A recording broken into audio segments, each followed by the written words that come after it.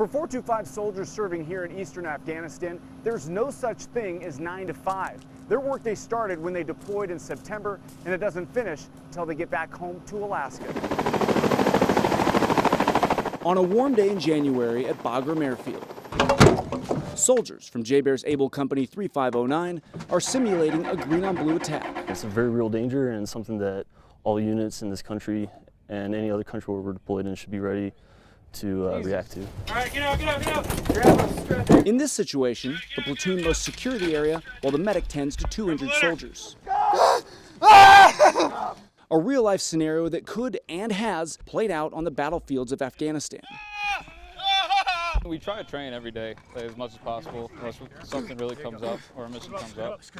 And if a mission or something does come up, because we've been training every day, we are ready for that mission. For the men and women of the 425, all right, we're good. Maintaining a constant sense of readiness is what they do for a living. It's not just a job.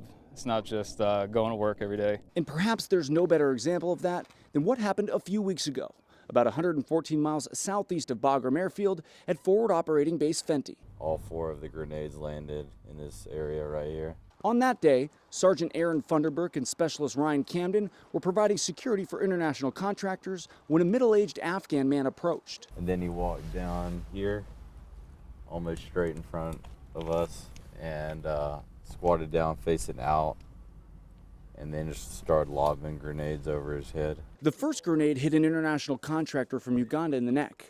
Another landed at the feet of a group of contractors. It was then the attacker squared up on the 2 Americans, throwing a grenade which landed at their feet. We were probably about a meter away from the grenade that blew, and once it blew, we picked up, looked over, and he was running across the field, and we just dropped him out in the field. Troops here got lucky that day, as only one of the 4 grenades thrown actually exploded, determined to recycled relics from the Soviet era.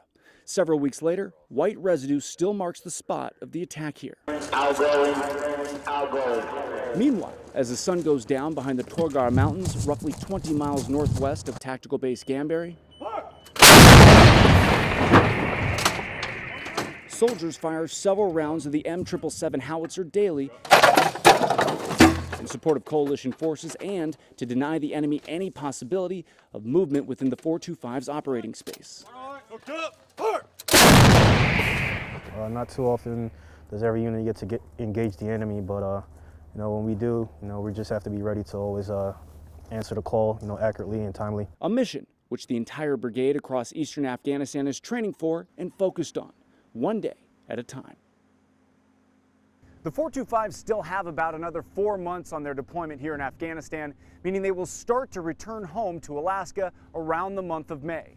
Reporting from Tactical Base Gambarry in the Logman province, Blake Essig, Channel 2 News.